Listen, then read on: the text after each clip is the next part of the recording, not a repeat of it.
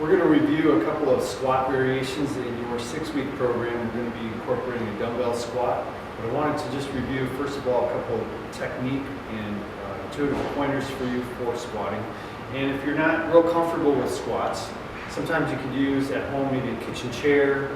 If you have a weight bench, you can use a weight bench to squat too, basically becoming a sit to stand type exercise.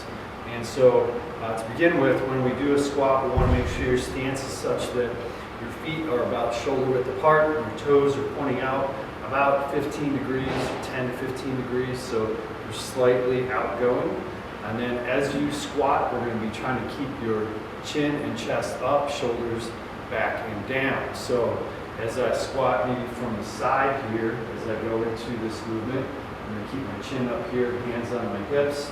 I'm going to bring my knees first toward my toes. So as I squat, I'm gliding down and lowering into my squat position and then back up. Good rule of thumb would be to take a breath in on the way down and exhale on the way up, driving that air from your core and from your abdominals by kind of drawing them in, pushing the air out as you stand. Another good pointer is that as you come up out of the low squat position, again, my toes are slightly outgoing. I'm going to lower into my squat. As I stand up, I'm trying to bring my knees out and maybe think of turning your toes out slightly like a corkscrew-like pattern in your feet, in your shoes. Okay?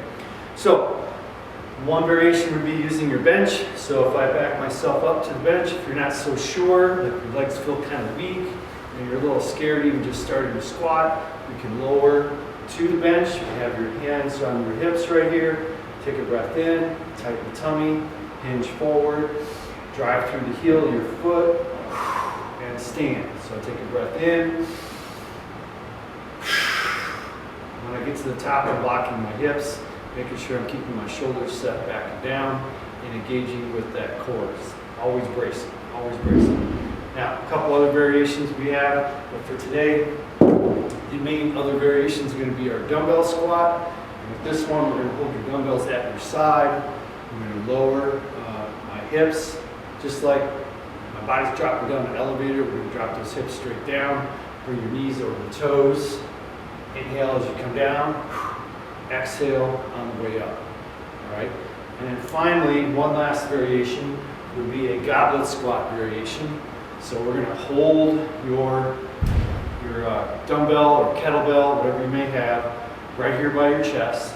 Oftentimes you're trying to keep those elbows up. This would be considered a little bit more of a front squat variation, but could work better for you depending on your mobility. And so if we hold here, again, chin up, chest up, shoulders tight, bring those knees forward, I drop into my squat, exhale, lock those hips out on top. Take a breath in. Exhale and close it on top. And that is our dumbbell squat.